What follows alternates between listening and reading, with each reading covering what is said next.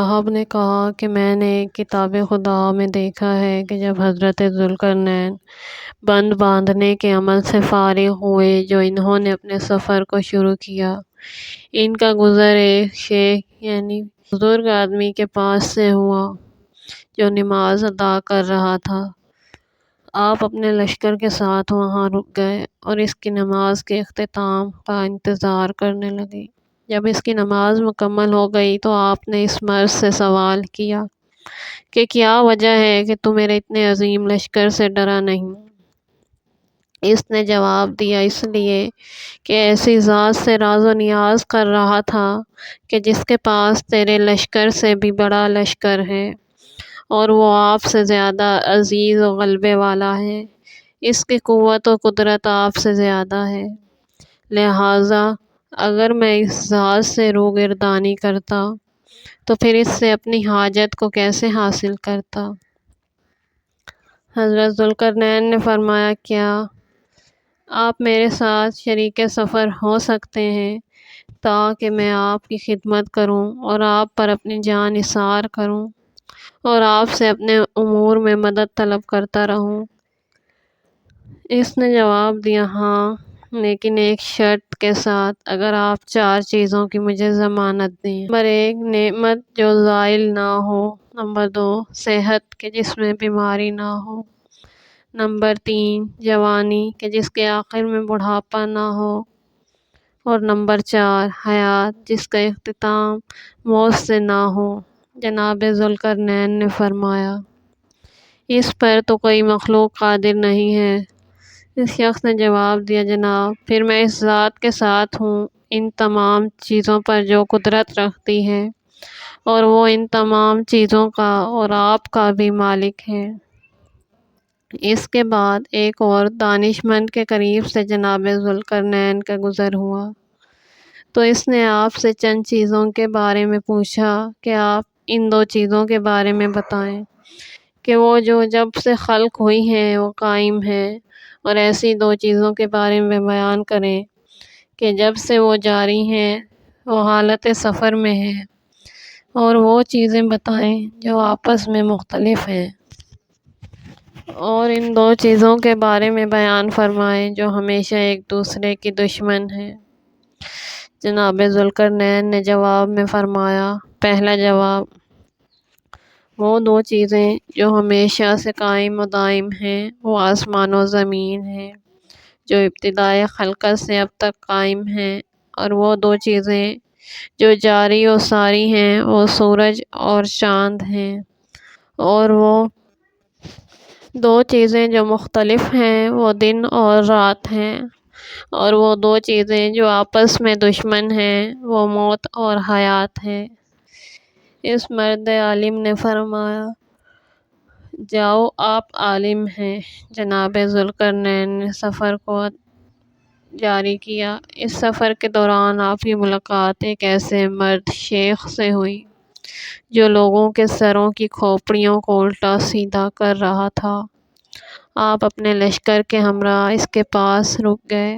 آپ نے فرمایا، اے پیر مرد، یہ بتاؤ کہ ان کھوپڑیوں کو الٹا سیدھا کیوں کر رہے ہو؟ اس نے جواب دیا، ان میں سے شریف اور کمینے امیر اور غریب کی شناخت کرنا چاہتا ہوں، اور 20 سال سے ان کھوپڑیوں کو دیکھ رہا ہوں، ابھی تک اس کی شناخت نہیں کر سکا۔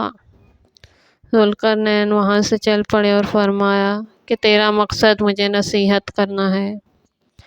اس کے بعد آپ امت موسیٰ علیہ السلام میں سے ایک قوم کو دیکھا جو عالم تھی اور خدا نے ان کو ہدایت دی ہے، وہ آپس میں نظام عدالت پر قائم ہیں۔ جناب ذوالقرنین نے فرمایا، اے قوم، کر مجھے اپنے حالات کے بارے میں بتائیں کہ آپ لوگ کیا کرتے ہیں، کیونکہ میں نے پوری زمین، مشرق و مغرب، دریا و صحرا، میدان اور پہاڑوں، دن اور رات کی گردش کی ہے، لیکن آپ لوگوں جیسے میں نے کہیں نہیں پائے۔ آپ نے فرمایا، مجھے بتائیں کہ کیا وجہ ہے کہ تمہارے مردوں کی قبریں تمہارے دروازوں کے سامنے ہیں؟ قوم نے جواب دیا، اس لیے تاکہ ہمیں موت یاد رہے اور ہم اس کو فراموش نہ کریں۔ آپ نے فرمایا کیا وجہ ہے کہ آپ کے گھروں کے دروازے نہیں؟ قوم نے جواب دیا اس لیے کہ ہمارے ہاں کوئی چور نہیں ہے۔ آپ نے فرمایا تمہارا کوئی قاضی اور حاکم نہیں؟ ان لوگوں نے جواب دیا نہیں، کیونکہ ہمارے درمیان جھگڑا اور عداوت نہیں پائی جاتی۔ آپ نے فرمایا کیا تمہارا کوئی بادشاہ ہے؟ ان لوگوں نے جواب دیا نہیں، کیونکہ ہم زیادتی اور برتری طلب نہیں۔ آپ نے فرمایا تم میں کمی و زیادتی اور آپس کی زندگی میں تفاوت ہے؟ ان لوگوں نے جواب دیا کیونکہ ہم آپس میں ترحم اور برابری کے اصولوں پر گامزن ہیں۔ آپ نے فرمایا تم میں اختلاف اور نزاع کیوں نہیں ہے؟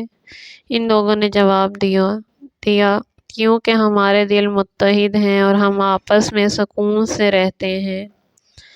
آپ نے فرمایا تم ایک دوسرے کو گالیاں نہیں دیتے اور ایک دوسرے کو قتل نہیں کرتے؟ ان لوگوں نے جواب دیا ہم نے اپنے نفسوں کو حلم اور بردباری کا اسیر بنا رکھا ہے۔ آپ نے فرمایا تم لوگ ایک قول ایک روش پر باقی کیوں کر ہو؟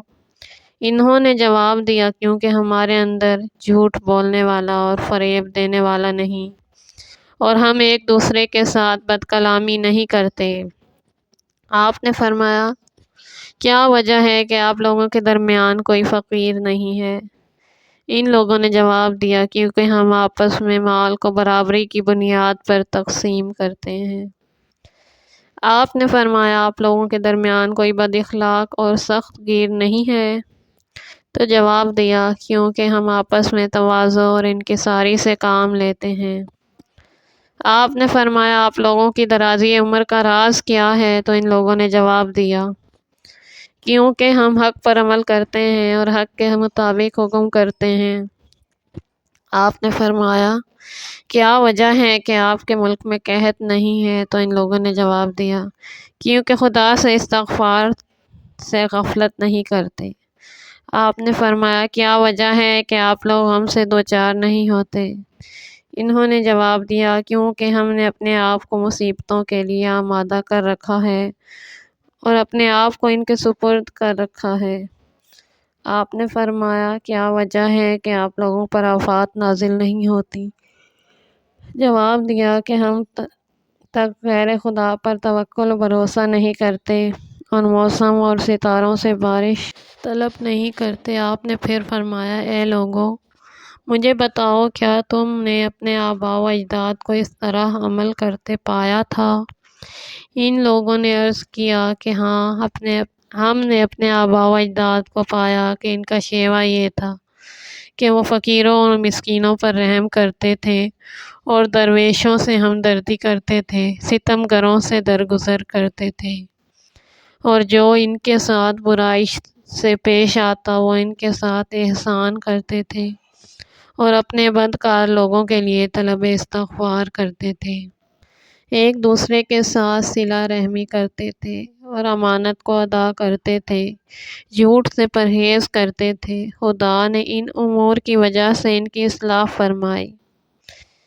حضرت ذوالقرنین ساری زندگی ان کے ساتھ رہے اور 500 سال تک ان کے ساتھ زندگی گزاری۔